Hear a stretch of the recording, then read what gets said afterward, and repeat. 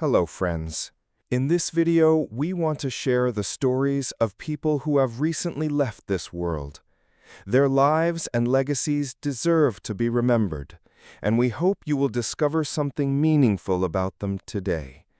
Before we begin, please subscribe to our channel and give this video a like. Now, let's get started. Joseph Dubé died on September 5, 2025, leaving behind a life story that embodied resilience, talent, and the spirit of South African sport. He was celebrated as a pioneering weightlifter, remembered for his powerful presence on the international stage and for being one of the athletes who carried the pride of his country into the arena during an era of both athletic challenge and social transformation. His achievements were not only medals and competitions, but also the inspiration he offered to younger generations who saw in him proof that determination could overcome adversity. Born in 1944 in Durban, South Africa, Joseph Dubé grew up in a modest household where physical labor and discipline were part of daily life. From a young age, he was drawn to physical activity, fascinated by strength and endurance. While his peers gravitated toward more common sports, Dubé found himself captivated by the art of weightlifting, the precision, the technique, and the ability to push the human body to its absolute limit. His education was shaped both in school and outside of it, where the grit of everyday life formed a toughness of spirit that became the foundation of his athletic journey. As a teenager, he trained with whatever equipment he could find, often improvising weights and routines. These early steps were difficult, but they sharpened his commitment and fueled his desire to test himself against the best. With guidance from local coaches who recognized his raw potential, Dubé began to refine his technique and enter local competitions. By the time he reached adulthood, his talent was undeniable, and he had risen to represent South Africa on the international weightlifting stage. Life after competition was not without its challenges. Dubé worked to balance the recognition of his athletic successes with the quieter responsibilities of life, family, and community. He remained connected to the sport he loved, often attending events and speaking about the discipline and perseverance required to succeed. His voice was steady, filled with the authority of experience, and he was regarded as an elder statesman of weightlifting in South Africa. In his final days, Joseph Dubé was surrounded by the respect of both his peers and the younger athletes who looked to him as a role model. His death marked the end of a remarkable journey, but not the end of his influence into the annals of international sport. With his passing, we mourn the loss of a champion, a mentor, and a symbol of determination. May he be remembered not only for his feats of strength, but also for the strength of his heart and the legacy of inspiration he leaves behind. Stefano Benni died on September 9, 2025, in Bologna, his beloved hometown, at the age of 78 after a prolonged illness. Benni was celebrated for his vibrant satire and imaginative storytelling that earned him the reputation of being Italy's preeminent master of tragicomic fantasy. With over 2.5 million books sold in his homeland and translations into more than 20 languages, he left a mark both commercially and culturally. His debut, Bar Sport, 1976, forged an enduring cultural archetype of the provincial Italian bar, a quirky stage where grotesque characters paraded their whims and eccentricities. He followed with a series of critically acclaimed works: Terra, Elianto, La Compagnia dei Celestini, Baul, Comici Spaventati Guerrieri, Spiriti, Saltatempo, and Margarita Dolcevita, each bursting with neologisms, wordplay, and sharp societal insight.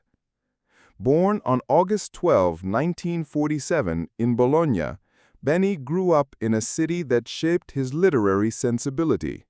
He began writing for comic magazines like Il Mago, publishing part of Bar Sport in serial form, and later contributed to satirical publications such as Cuore, Tango, and mainstream outlets like L'Espresso, Panorama, La Repubblica, and Il Manifesto.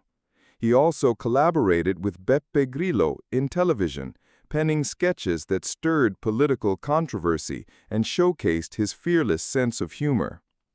In the mid-1980s and 1990s, Benny branched out into film. He co-wrote Topo Galileo, 1887, and co-directed Musica per vecchi animali, which was adapted from his novel Comici spaventati guerrieri and featured icons like Dario Fo and Paolo Rossi. Alongside the jazz pianist Umberto Petrin, he explored another creative medium with Misterioso, Viaggio nel silenzio di Thelonious Monk. The depth and diversity of his work reflected a restless imagination and deep empathy for the absurdities of society. Stefano Benni's imagination thrived on paradox. He crafted whimsical worlds populated by fantastical beings, yet his satire cut deeply into the reality of contemporary life, media manipulation, political absurdity, and consumer culture.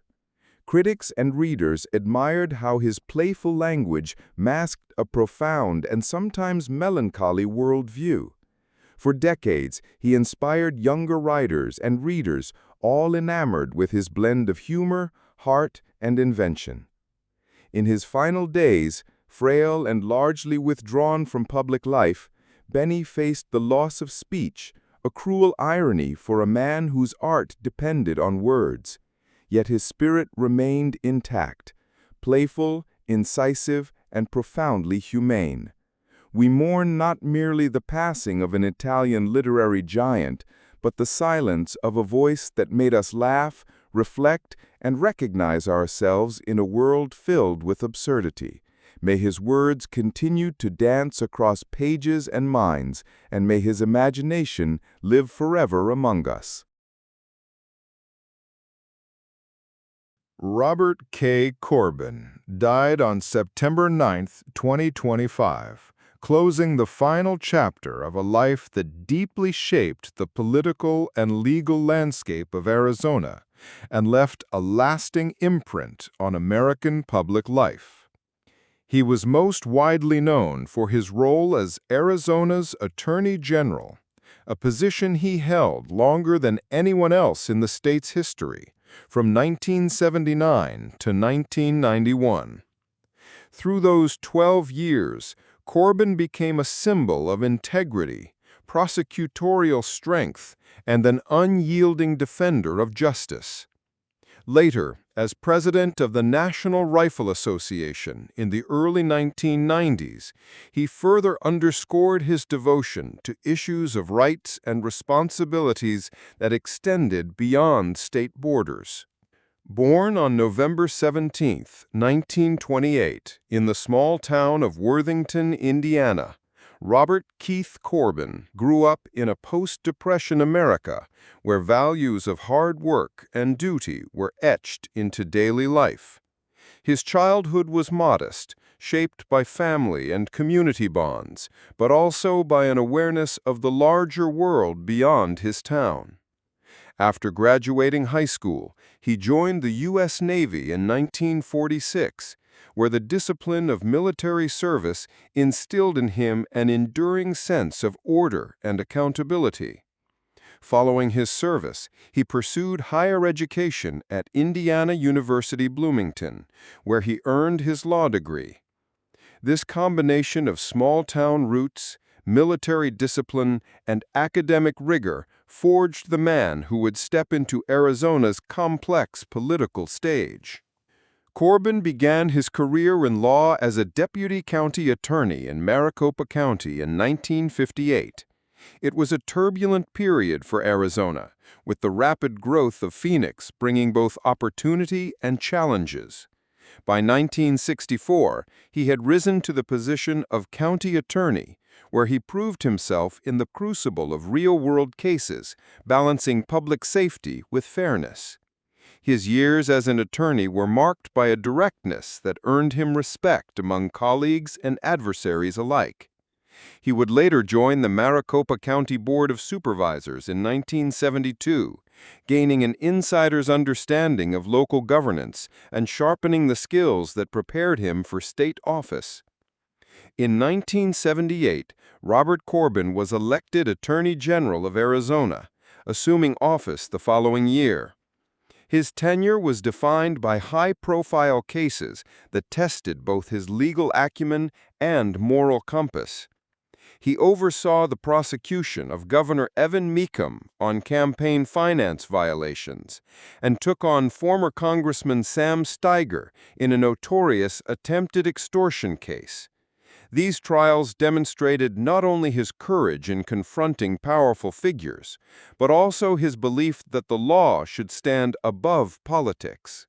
He was widely regarded as a straight shooter, a man who would not bend his principles for convenience or favor. His career was not without its trials. As Attorney General, he navigated political storms and criticism, yet he always emerged with his reputation for honesty intact. His leadership left behind a legal framework that emphasized accountability at every level of government. After retiring from his role as Attorney General in 1991, he took his principles onto the national stage, becoming president of the National Rifle Association in 1992. Though his tenure there was brief, it reflected his continued commitment to causes he believed were fundamental to public life. In his later years, Robert Corbin remained an admired figure in Arizona, remembered not just for his professional achievements, but for the personal qualities that defined him: discipline, fairness, and quiet resilience. His passing at the age of 96 brought a wave of reflection across the state and beyond. Those who worked alongside him spoke of his steadiness, his ability to navigate pressure without losing sight of justice, and his quiet but firm leadership style. As we remember Robert K. Corbin, we mourn not only the loss of a man, but of a voice that once stood unwavering against corruption, injustice, and compromise of principle.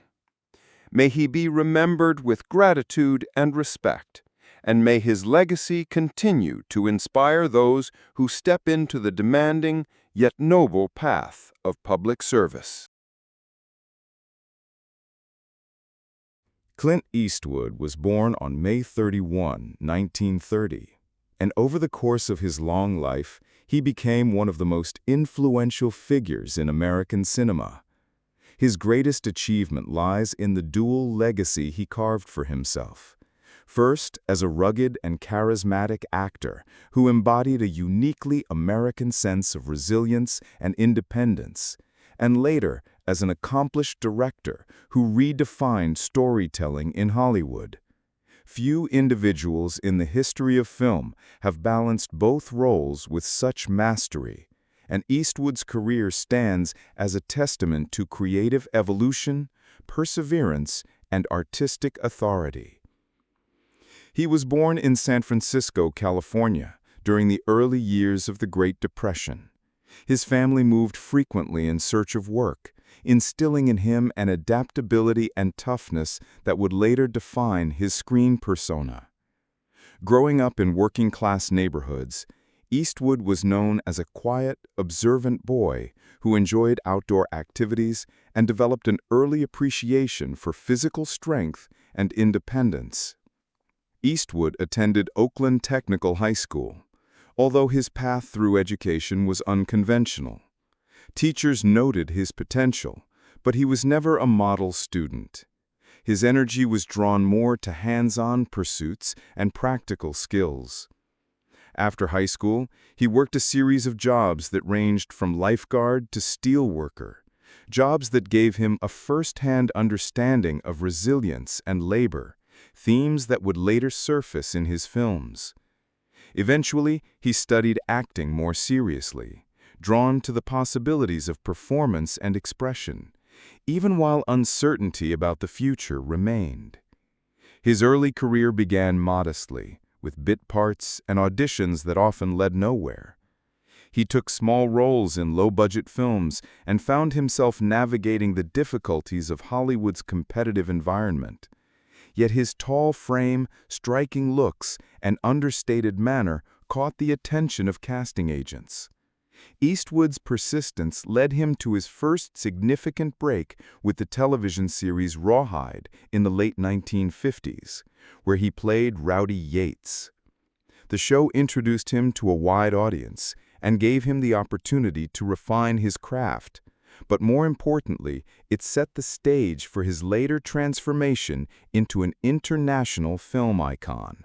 Clint Eastwood's career truly began to ascend in the 1960s, when he became a cultural icon through his collaboration with Italian director Sergio Leone. Cast as the enigmatic Man with No Name in A Fistful of Dollars, 1964, For a Few Dollars More, 1965, and The Good, the Bad, and the Ugly, 1966, Eastwood embodied a new kind of Western hero, laconic, morally ambiguous, yet irresistibly charismatic. These films not only redefined the Western genre, but also transformed Eastwood into an international star. By the late 1960s and early 1970s, Eastwood's fame gave him financial independence, and he began living a lifestyle that reflected both success and restraint. Unlike some Hollywood contemporaries, he avoided constant flamboyance, yet he invested wisely in real estate, purchased ranch properties, and developed a lifelong love for Carmel by the Sea, California, where he would eventually serve as mayor decades later. His homes mirrored his personality, comfortable, open, and close to nature, rather than excessive. Cars, however, fascinated him, and he often drove luxury models that reflected the taste of his era. During his 30s and 40s, Eastwood was deeply immersed in work, but also carved out time for leisure. He was an avid golfer and relished the privacy of outdoor sports. His ranch became both a retreat and a working environment, where he could escape the demands of Hollywood and embrace the physical, grounded lifestyle that had always appealed to him. Friends often recalled his discipline. He rose early, kept a strict routine, and preferred moments of quiet reflection to the typical party circuits of Los Angeles. The 1970s marked a new chapter as he created the iconic character Harry Callahan in Dirty Harry, 1971. The role amplified his status, cementing him as a figure who represented both rugged justice and controversy. Success brought him immense wealth, and he became one of Hollywood's most bankable stars. By the time he reached his 50s, he had already transitioned into directing, shaping projects with a vision that fused economy, realism, and emotional gravity. Off-screen, Eastwood's life was a blend of discipline and indulgence. He enjoyed good food, fine wine, and quiet evenings with music, particularly jazz, a genre he loved passionately and later supported as a director and composer. His relationships often attracted public attention, yet his private side remained centered on his children, his work, and his land. Unlike many stars who lost themselves in excess, Eastwood balanced the allure of wealth with an enduring attachment to simpler roots. By the time he was approaching 60, Eastwood had reached a unique plateau. He was not only a star of global renown, but also an emerging auteur, respected for his ability to reinvent himself. His choices reflected confidence and maturity. He had lived through the temptations of fame, made his mark with defining roles, built a secure financial foundation, and positioned himself to shape his artistic legacy on his own terms. In his later years, Clint Eastwood's life unfolded as a profound mixture of resilience, reflection, and vulnerability. Age, though it had long seemed powerless against his towering presence, eventually began to impose its rhythm. He struggled with recurring ailments. His back, worn from decades of performing his own stunts and carrying the physical demands of rugged roles, often ached with relentless persistence. There were murmurs of heart strain, fatigue that lingered longer than before, and a general slowing of the body that once moved with deliberate, panther-like grace. Yet, even as his health faltered, his sharp gaze and indomitable will continued to define him, making him a figure who could never be entirely subdued by time. Family and personal life carried their own shades of triumph and sorrow. Eastwood was a father to many children, and his later years were shaped by a yearning to mend and strengthen those ties, making up for the absences of his younger, restless days. He spent more evenings with family, inviting warmth into his once solitary ranch, where the clatter of dishes at dinner and the laughter of grandchildren replaced the echo of silence. But these joys were balanced by piercing losses. Colleagues and friends who had shared his journey, actors, musicians, and directors who had stood beside him in Hollywood's golden years, passed away one by one, leaving him with the heavy quiet of remembrance. Within his own family, death and estrangement carved wounds that even his stoic composure could not mask. Each absence, whether of a friend or loved one, etched deeper lines into his expression, softening the granite into something more reflective, almost mournful. Despite these shadows, his discipline never abandoned him.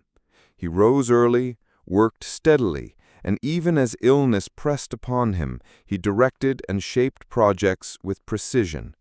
His ranch became both a sanctuary and a mirror of his state of mind. Evenings spent with a book by the fireplace, mornings walking through dew-covered grass, afternoons when jazz filled the rooms of his house like whispers from another era. Visitors often remarked on how his silence spoke louder than words, how his measured gestures carried both dignity and fatigue, as though each movement held the sum of his years. He was no longer the young drifter with a squinting stare, nor the maverick filmmaker pushing against Hollywood's tides. He had become something larger, an embodiment of persistence, a reminder of what it meant to endure. His films remained alive in the collective memory, each one a fragment of his identity, and through them, audiences revisited not only characters but also the essence of the man himself. As age advanced, Clint Eastwood often appeared as though standing at the edge of memory, half in the present and half in the past. He bore illness and grief with the same calm fortitude that had once made him a cinematic legend. And though his body slowed, his spirit, rooted in discipline, independence, and a refusal to surrender, remained unbroken. To those around him, he was a monument, not of stone or bronze, but of endurance, shaped by both triumph and loss, standing tall in the twilight of his life, etched against the horizon like a figure from one of his own films.